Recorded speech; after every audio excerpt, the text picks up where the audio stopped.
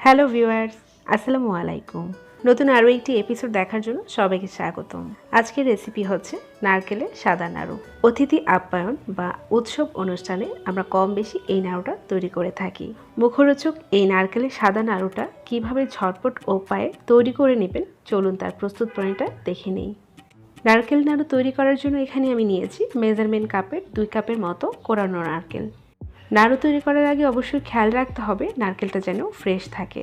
আর fresh নারকেল দিয়ে নারকেলের নাড়ুটা তৈরি করলে এর টেস্ট এবং ফ্লেভার দুটোই ভালো আসে।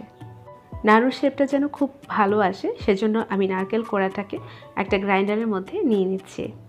আর এখানে আমি 2-3 টেবিল চামচের মতো পানি অ্যাড করে নারকেলটাকে ব্লেন্ড করে ফেলবো।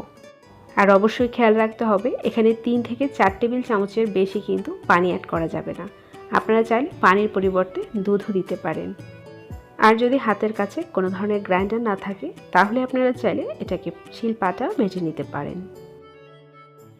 একটা ফ্রাই প্যানে আমি ব্লেন্ড করা নারকেলগুলো নিয়ে নিচ্ছি। একটু খেয়াল করলে দেখতে পাবেন আমি যে নারকেলটাকে ব্লেন্ড করেছি এর মধ্যে কিন্তু কোনো অতিরিক্ত পানি ভাব নেই। এবার চুলার ফ্লেমটাকে অন করে আমি নারকেলটাকে প্রায় 2 থেকে 3 মিনিটের মতো নেড়েচেড়ে মিশিয়ে নেব। এর মধ্যে যে পানি ভাবটা আছে সেটা কিন্তু একেবারে চলে যাবে। প্রায় 2 থেকে 3 মিনিট যখন হয়ে যাবে তখন আমি এখানে অ্যাড করে দিচ্ছি প্রায় 1 কাপ চিনি থেকে হাফ কাপের মতো চিনি দিয়ে দিচ্ছি। আমাদের মধ্যে অনেকেই কমপ্লেন করে থাকে যে নারকেলের নাড়ুটা ধবধবে সাদা তৈরি করতে পারছে না। আর এই ভুলটা করি আমরা যখন আমরা সম্পূর্ণ চিনি একবারই ঢেলে দিই আর চিনিটা গলে গিয়ে অতিরিক্ত পানি ভাব চলে আসে। আর এই পানিটা যখন শুকিয়ে নেওয়ার জন্য আমরা জাল করতে থাকি তখনই কিন্তু নারকেলের মধ্যে একটা লালচে ভাব চলে আসে। তাই নারকেলের নাড়ুটাকে ধবধবে সাদা রাখার জন্য আমরা চিনিটাকে কয়েক ধাপে অ্যাড করে নিতে পারি। চিনিটা খুব ভালোভাবে মেশানো হয়ে গেছে, এবার আমি বাকি চিনিটাও অ্যাড করে দিচ্ছি। এ পর্যায়ে কিন্তু চুলার ফ্লেমটা অবশ্যই মিডিয়াম টু লো হিটে রেখে নারকেলটাকে জাল করে নিতে হবে। আর চুলার ফ্লেমটা যদি বাড়ানো থাকে তাহলে নারকেলটা কিন্তু নিচ থেকে লেগে যাবে এবং অবশ্যই এর কালারটাও লালচে বর্ণের হয়ে যাবে। এখানে আমি 1/4 চা চামচের মতো এলাচির গুঁড়া দিয়ে দিচ্ছি।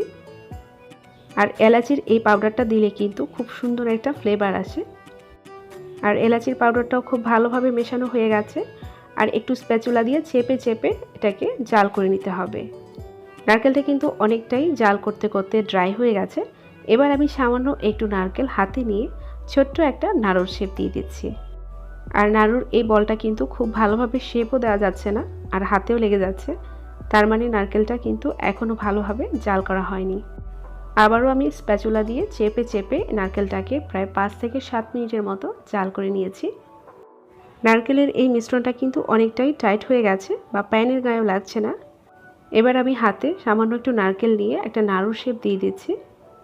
এবার নারকেলের সেই আঠালো ভাবটা তেমন লাগছে না, খুব সহজেই বলটা তৈরি করা গেছে।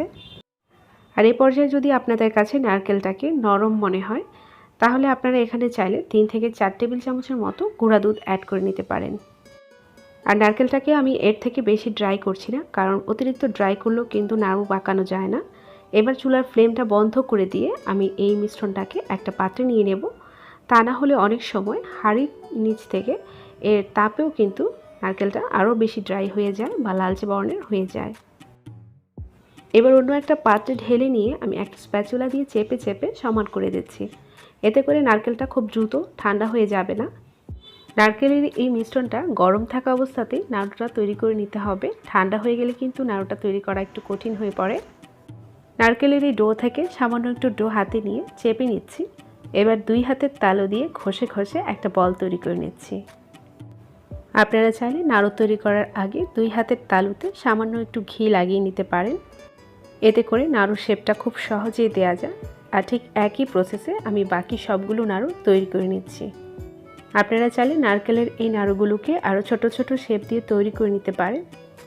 আর এই নাড়ুগুলোকে তৈরি করে এয়ারটাইট বক্সে ভরে নর্মাল ফ্রিজে রেখে দিতে পারেন প্রায় 15 দিনের মতো। আর নর্মালে রাখলে প্রায় 4-5 দিনের মতো ভালো থাকবে। আসলে নারকেলের এই নাড়ুটা অনেক প্রসেসেই তৈরি করা যায়, আমি খুব ইজি প্রসেসে তৈরি করে দেখিয়েছি, আশা করি ভালো লাগবে। আর বরাবরের মতো আমার এই ভিডিওটি যদি আপনাদের কাজে লেগে থাকে তাহলে অবশ্যই আমার চ্যানেলটাকে সাবস্ক্রাইব করে পাশে থাকবেন। পাশে থাকা বেল আইকনে ক্লিক করে রাখবেন, এতে করে নতুন নতুন নোটিফিকেশন আপনারা সব পেয়ে যাবেন। আবারও নতুন কোনো রেসিপি নিয়ে হাজির হব ইনশাআল্লাহ। আজকের মতো এখানে বিদায় নিচ্ছি। আল্লাহ হাফেজ।